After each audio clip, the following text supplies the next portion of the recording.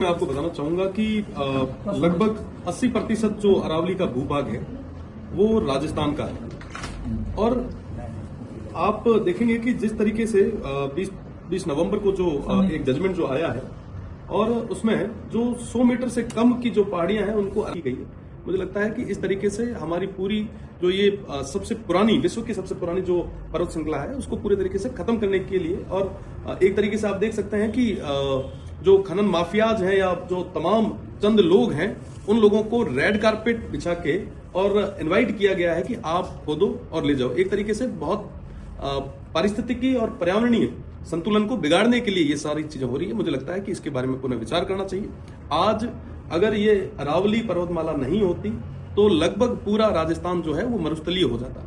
आज के समय में हर एक तमाम जितने भी पर्यावरणीय संतुलन है उनमें बहुत बड़ी भूमिका जो है वो अरावली पर्वतमाला की है। आज जो भी साथी जो इसके लिए लड़ रहे हैं हम पूरे तरीके से उनके साथ में हैं और निश्चित रूप से सरकार को पैरवी करनी चाहिए और ये जो जजमेंट है इसके बारे में पुनर्विचार की जरूरत है।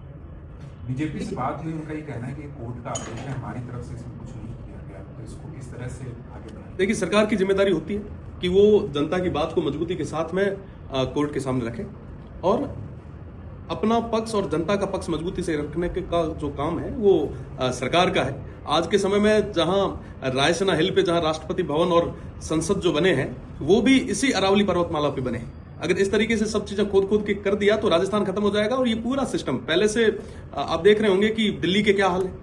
आज हवा वहां पे इस तरीके की है कि हवा के अंदर जहर है और अगर ये अरावली और तमाम चीजें अगर हमने खत्म कर दी तो आने वाले समय में यही हाल राजस्थान के हो जाएंगे। आप पहले ओरण गोचर आपने खत्म कर दी, खिजड़ियां आप आए दिन काट रहे हैं, फिर आप अरावली को पूरे तरीके से खत्म कर रहे हैं। आप चाहते क्या है?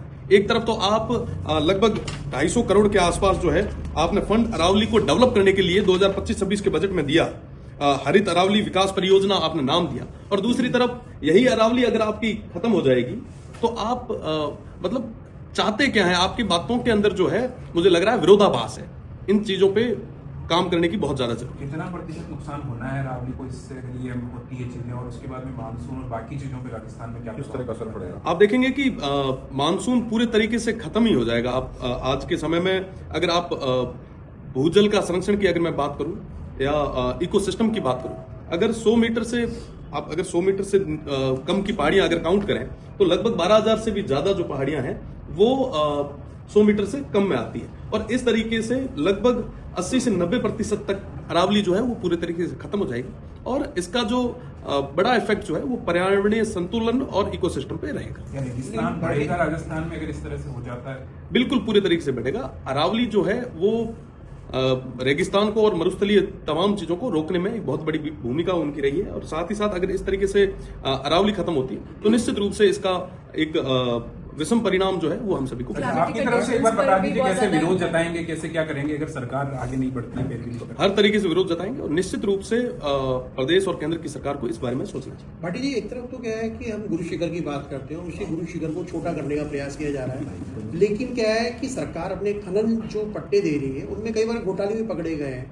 तो क्या लगता है धीरे धीरे जो देखिए, ये माफिया को बढ़ाने के लिए सीधा रेड कारपेट बिछाया गया है और चंद लोगों को फायदा देने के लिए ऐसे डिसीजंस आए और इसका जो दुष्परिणाम है वो पूरे प्रदेश और पूरे देश को आप देखेंगे कि गुजरात से लेके राजस्थान से लेके हरियाणा और दिल्ली तक के तमाम प्रदेशों को इन तमाम चीजों का जो है नुकसान भुगतना पड़ेगा। तो विधानसभा में आप इसका मुद्दा निश्चित रूप से उठाएंगे और मेरा तो राजस्थान की सरकार से और केंद्र की सरकार से निवेदन कि इस बारे में सोचें और अपना पक्ष जो है, जनता का जो पक्ष है वो मजबूती के साथ में रखें। क्या कोर्ट में भी लेके जाएंगे? निश्चित रूप से जरूरत रहे तो वहां पे भी जाए। 2 साल के कार्यकाल पे विधायकों की घुसकांड पे